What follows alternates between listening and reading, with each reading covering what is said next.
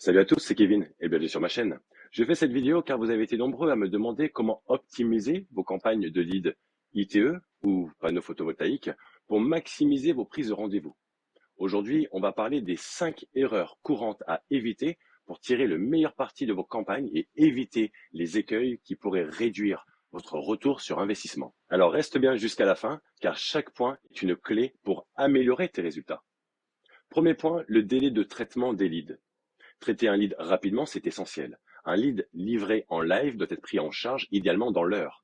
Attention aux leads du week-end. Bien que la production continue, les leads générés entre vendredi soir et lundi matin sont livrés en bloc. Le lundi, priorisez les leads récents pour maximiser vos chances de conversion. Si vous commencez par des leads plus anciens, comme ceux du vendredi soir par exemple, vous risquez d'être devancé par d'autres installateurs. N'oubliez pas, le prospect remplit rarement qu'une seule demande de contact. Deuxième point, exploiter toutes les informations du lead. Seulement 15% des prospects ne renseignent pas leur vrai numéro de téléphone, mais beaucoup donnent une adresse mail correcte. Ils ne veulent peut-être pas être démarchés téléphoniquement. Si un numéro est faux ou que le prospect dit « je n'ai rien demandé », cela peut indiquer qu'une tierce personne a été mise en contact. La solution, envoyer un email professionnel pour proposer un rendez-vous téléphonique ou inviter le prospect à vous recontacter. Cette méthode peut transformer un lead inactif en une nouvelle opportunité. Troisième point, comprendre les quiproquos liés à Google Ads.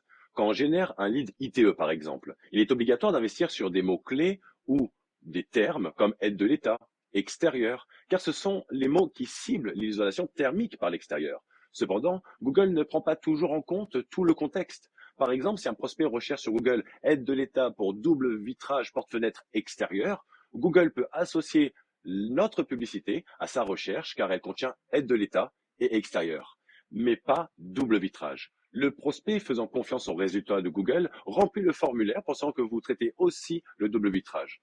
Cela peut représenter jusqu'à 10% de votre campagne. L'astuce, au téléphone, soyez clair sur vos spécialités, utilisez cette opportunité pour réorienter la demande ou expliquer comment vous pouvez répondre à ses besoins. Quatrième point, gérer l'objection « c'est pas un euro ». Certains prospects pensent que tout est gratuit et disent « j'ai vu que les panneaux photovoltaïques sont gratuits ».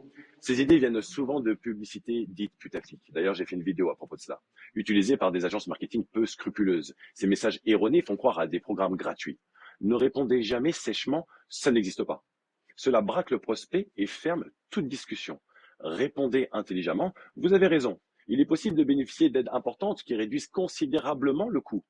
Pour m'assurer que votre projet est éligible, je propose de venir gratuitement à votre domicile et évaluer précisément votre situation.